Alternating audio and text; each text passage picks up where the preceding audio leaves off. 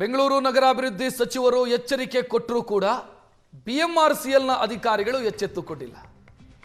Metro ಕಾಮಗಾರಿ ನಡೀತಾ ಇರುವಂತಹ ಸ್ಥಳಗಳೆಲ್ಲ ಹತ್ತಾರು ಸಮಸ್ಯೆಗಳು ಸೃಷ್ಟಿಯಾಗ್ತಾ ಇದೆ.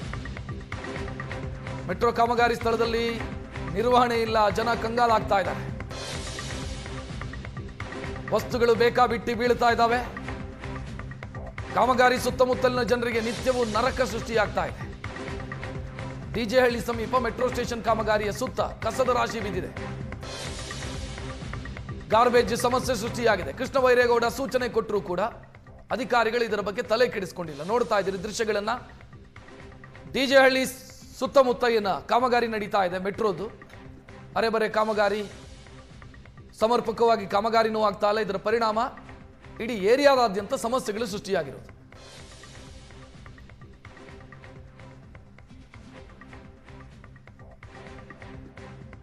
ಕೆಲಸ ಮಾಡುವಂಥ ಸಂದರ್ಭದಲ್ಲಿ ಆ ಕೆಲಸದ ಜಾಗದಲ್ಲಿ ಅವಶ್ಯಕತೆಗಿಂತ ಹೆಚ್ಚು ಜಾಗವನ್ನು ಅನಗತ್ಯವಾಗಿ ಕೆಲಸಕ್ಕೆ ಆವರಿಸ್ಕೊಳ್ಳುವಂಥದ್ದು.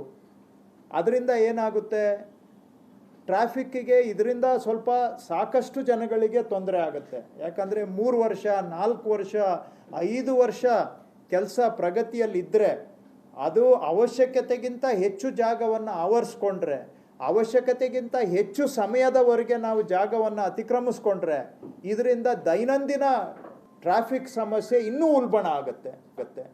ಮೊದಲೇ ಸಮಸ್ಯೆ ಇದೆ ಬ್ಯಾಂಗ್ಳೂರಲ್ಲಿ, ಅದಕ್ಕೆ ಇದೂ ಕೂಡ ಆ್ಯಡ್ ಆಗುತ್ತೆ. ಹಾಗಾಗಿ ವರ್ಕ್ ಸೈಟಲ್ಲಿ ನೀವು ಪ್ಲ್ಯಾನ್ ಮಾಡಿ ಎಷ್ಟು ದಿನಕ್ಕೆ ಬೇಕೋ ಅಷ್ಟು ದಿನಕ್ಕೆ ಅಷ್ಟರಲ್ಲಿ ಒಂದು ರೀಚನ್ನು ಕಂಪ್ಲೀಟ್ ಮಾಡಿ ಟ್ರಾಫಿಕ್ಕಿಗೆ ಬಿಟ್ಕೊಡ್ಬೇಕು ರೋಡನ್ನು. ಆಮೇಲೆ ಅನಗತ್ಯವಾಗಿ ಏನೇನೋ ಇವ್ರದ್ದು ಮೆಟೀರಿಯಲ್ ಇಟ್ಕೊಳ್ಳೋದು, ಮತ್ತೊಂದು ಮಗದೊಂದು ಇಡೀ ಸಂಸಾರ ಅಲ್ಲಿ ರೋಡ್ ಮೇಲೆ ಮಾಡೋದ್ರ ಬದಲಿಗೆ ಅವ್ರಿಗೆ ಆಲ್ಟರ್ನೇಟ್ ವರ್ಕ್ ಸೈಟ್ ಇಟ್ಕೋಬೇಕು ಅದಕ್ಕೆಲ್ಲ. ಸೊ ಎಷ್ಟು ಮಿನಿಮೈಸ್ ಮಾಡೋದಕ್ಕೆ ಸಾಧ್ಯ ಅಷ್ಟನ್ನು ಮಾಡಬೇಕು. ಸೊ ಇದರಿಂದ ಟ್ರಾಫಿಕ್ಗೆ ಆಗ್ತಾ ಇರುವಂಥ ಸಮಸ್ಯೆಗಳನ್ನು ಸುಧಾರಣೆ ಮಾಡಬೇಕು, ಕಡಿಮೆ ಮಾಡಬೇಕು ಅಂತ ನಾನು ಹೇಳಿದ್ದೇನೆ.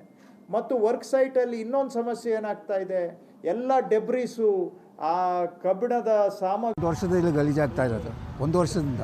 ಇಷ್ಟು ಹೇಳಿದ್ರು ಯಾರಿಗೂ ಗೊತ್ತಾಗ್ತಾಯಿಲ್ಲ. ಬೆಳಗ್ಗೆ ಎತ್ತಿಸ್ತಾರೆ, ರಾತ್ರಿ ತೊಗೊಂಡು ಬಂದು ಆಟೋನಲ್ಲಿ ಗಾಡಿನಲ್ಲಿ ಬಿಸಾಕ್ಬಿಟ್ಟು ಹೋಗ್ತಾ ಇರ್ತಾರೆ. ಅದು ಫುಲ್ ಜಾಮ್ ಆಗುತ್ತದೆ. ಫುಲ್ ಜಾಮ್ ಆಗುತ್ತೆ. ಇಬ್ಬರಿಗಿಬ್ಬರು ಇಲ್ಲಿ ನಿಂತ್ಕೊಳ್ಳೋಕೆ ಅಲ್ಲಿ ನಿಂತ್ಕೊಳ್ಳೋಕೆ ಆಗಲ್ಲ. ಗಾಡಿಗಳೆಲ್ಲ ಜಾಮ್ ಆಗಿಬಿಡ್ತದೆ ಕಸಕ್ಕೋಸ್ಕರ. ಅದು ಏನು ಮಾಡೋಕ್ಕೋ, ಯಾರು ಹೇಳಿದ್ರೂ ಕೇಳೋಲ್ಲ ಅವರು. ಅವ್ರಿಗೆ ಅಧಿಕಾರಿಗೆ ನಾವು ಏನು ಹೇಳೋಕ್ಕಾಗುತ್ತದೆ, ಅವ್ರಿಗೆ ಏನು ಸಮಸ್ಯೆ ಆ ಸಮಸ್ಯೆನೂ ಮಾಡಬೇಕಾಗತ್ತೆ. ಕಂಟ್ರೋಲಿಂಗ್ ಇಲ್ಲ.